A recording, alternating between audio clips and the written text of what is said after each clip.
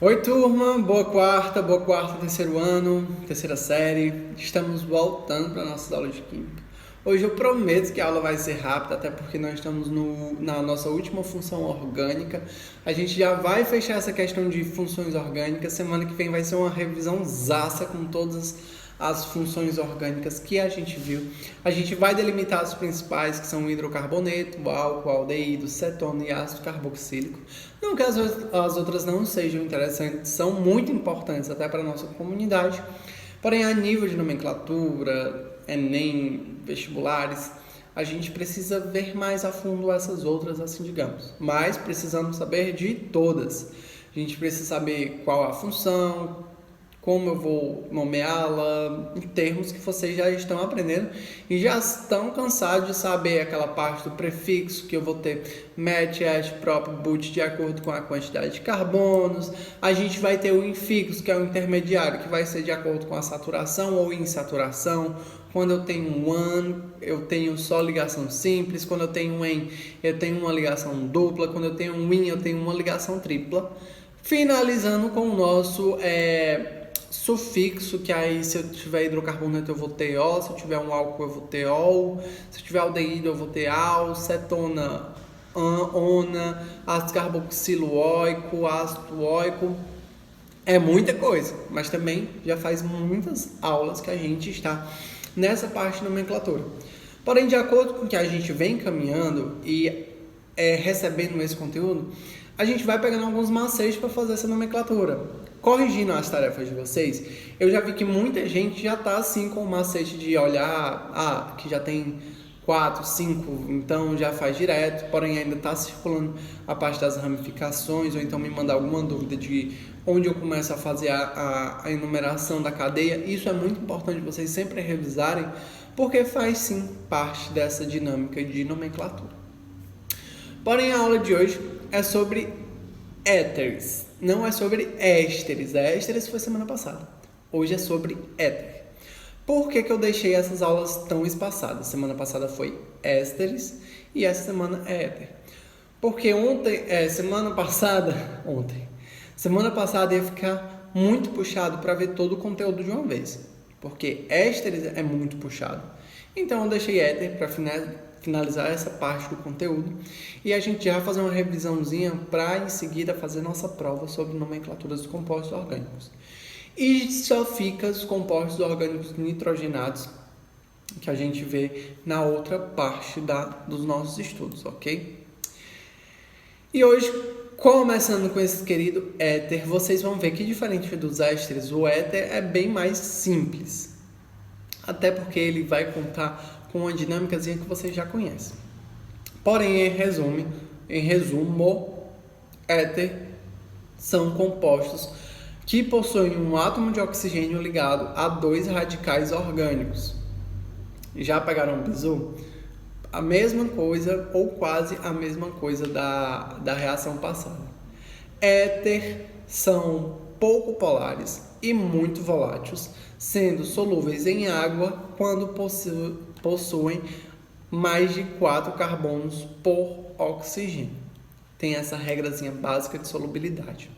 Os éter são pouco reativos e em geral só sofrem basicamente reações de clivagem, ou seja, quebra por ácido. E devido a essa propriedade são muito usados como solventes para compostos orgânicos. Alguns exemplos de éteres são solventes clássicos de laboratório, são o tetrahidrofurano e o dimetoxietano e o dioxanano, que são os mais conhecidos por nós em laboratório, são os mais utilizados quando a gente quer dissolver algum composto orgânico.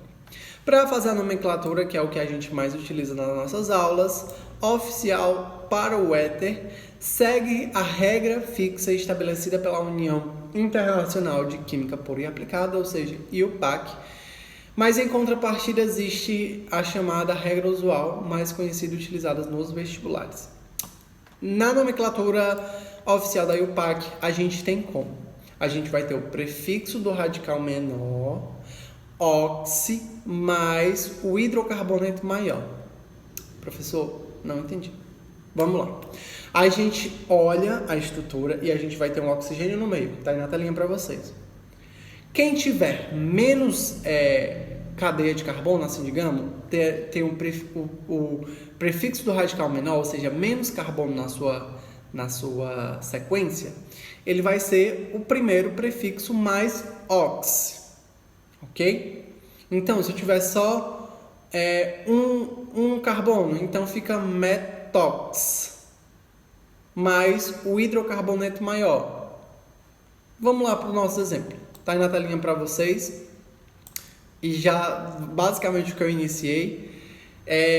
Ele tem do lado esquerdo um metano.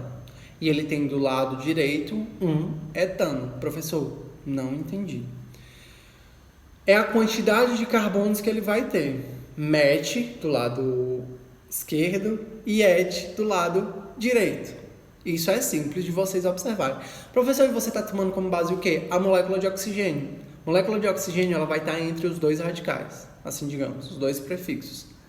Então vocês observam. Quem tiver o menor prefixo, fica ali com a continuidade de ox. Então, para essa nomenclatura, fica só um carbono, metoxi, 2 carbonos ali, etano. Termina... Professor, etano não é terminação de hidrocarboneto? Exatamente. A segunda nomenclatura que vai vir do éster é de um hidrocarboneto. Por isso que eu disse que ia ser bem mais simples para vocês. Então, de acordo com a IUPAC, o nome desse composto fica metoxietano.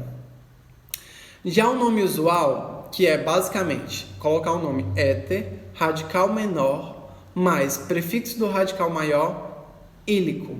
Fica um pouco mais complicadinho.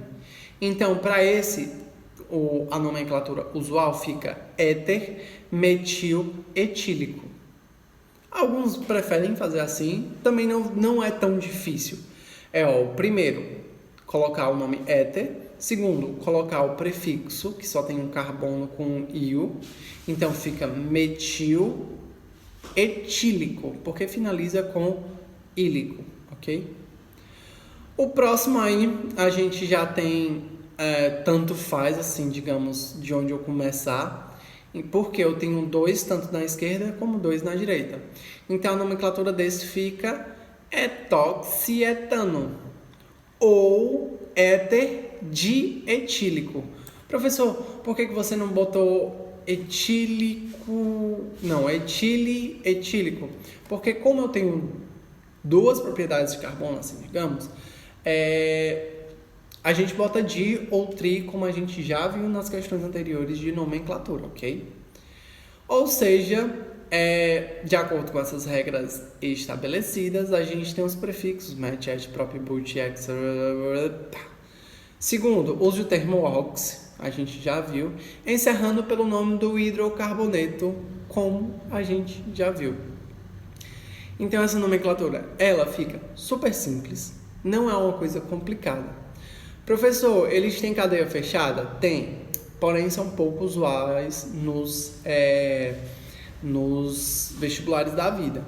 Porém, vocês podem ver eles fechados, eles são conhecidos como éter coroa, que são poliéter cíclicos que se ligam especificamente a certos íons metálicos ou moléculas orgânicas para formar complexos estáveis. O tipo é tipo um hospedeiro-hóspede, assim digamos. Aí a gente tem os exemplos da coroa 4, a coroa 6 e a coroa 6KMNO4, que são variações de cadeias fechadas de acordo com os éteres. Seguindo Seguindo essa sequência lógica, a gente também tem as cadeias cíclicas, que são essas fechadas, que assim, elas vão possuir sim um tipo de nomenclatura, porém elas não são tão aplicáveis, porque a gente segue muito éter com uma fórmula linear, difícil ter éter ramificado, esse tipo de coisa. Por isso que quando a gente tem éter com cadeias cíclicas, eles possuem uma nomenclatura particular, ou seja, eles vão ter óxido de Aí, a posição mais grupo da cadeia mais em mais O. Professor, entendi, foi nada. Vamos lá, por exemplo. Tá aí na telinha de vocês. Vocês veem que ele está formando uma parte cíclica. E aí a gente tem que fazer a enumeração dessa cadeia de forma aleatória, porque não vai seguir uma regra tão prática. Então fica como? Desse primeiro exemplo. Fica óxido, obedecendo a regra, né? Que é óxido mais di, mais posição, mais grupo da cadeia, mais em, mais O. Então fica óxido de 1,4, que é onde o oxigênio se liga, butil-eno.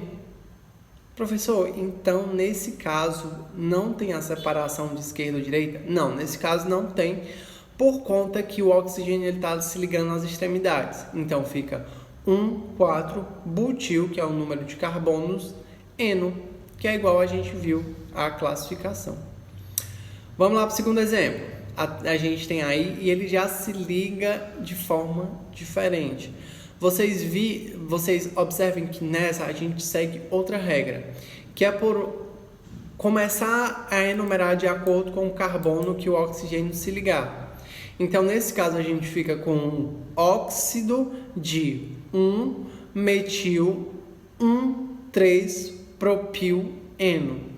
Professor, não entendi o metil. Vocês veem que agora a gente tem sim uma segunda parte ligada ao oxigênio, que só tem, assim, que não está ligada diretamente ao oxigênio, que seria como se fosse uma ramificação. Então, ela fica ali, 1 metil, que está ali quietinho na dele, 1,3-propil. Porque aí a gente tem 1,3, que vai ser a sequência restante, propileno. E aí a gente fecha óxido de 1 metil, 1,3-propileno, ok? Então seria basicamente essa mais próxima de uma ramificação que a gente vai ter, que vão ser as cíclicas, ok? Como eu prometi, hoje a aula foi super curta. Eu vou finalizar basicamente mostrando quais os éteres que são assim muito importantes para a nossa comunidade. Que o primeiro vai ser o éter etílico, que ele é controlado assim pela Polícia Federal por duas razões. Primeiro, devido à sua alta volatilidade, que o torna extremamente inflamável. E segundo, porque ele é usado como solvente na extração de cocaína das folhas de coca. É uma substância bastante utilizada como anestésico, pois relaxa os músculos, afetando ligeiramente a pressão arterial, a pulsação e a respiração. As maiores desvantagens são causar irritação no trato respiratório e a possibilidade de provocar incêndio nas salas cirúrgicas. Por isso que eles são pouco utilizados assim como anestesia. O próximo são os epóxidos, assim digamos, que são éteres cíclicos usados na obtenção de resina epóxi, que são usadas como adesivos ou materiais estruturais. Como assim, professor? Que dão estrutura a algo. Os epóxis também são denominados de poliésteres por serem derivados de um éter. Podem ser encontrados na forma líquida e incolor, são solúveis em álcool, éter e benzeno. Esses são os mais importantes na nossa sociedade, na nossa comunidade. Vocês viram que a nomenclatura não é difícil. Lembrem-se sempre da sequência. Prefixo mais ox mais o hidrocarboneto. E aí a gente fecha a nomenclatura do éter, ok? Eu disse que ia ser rápido, essa quarta foi bem leve.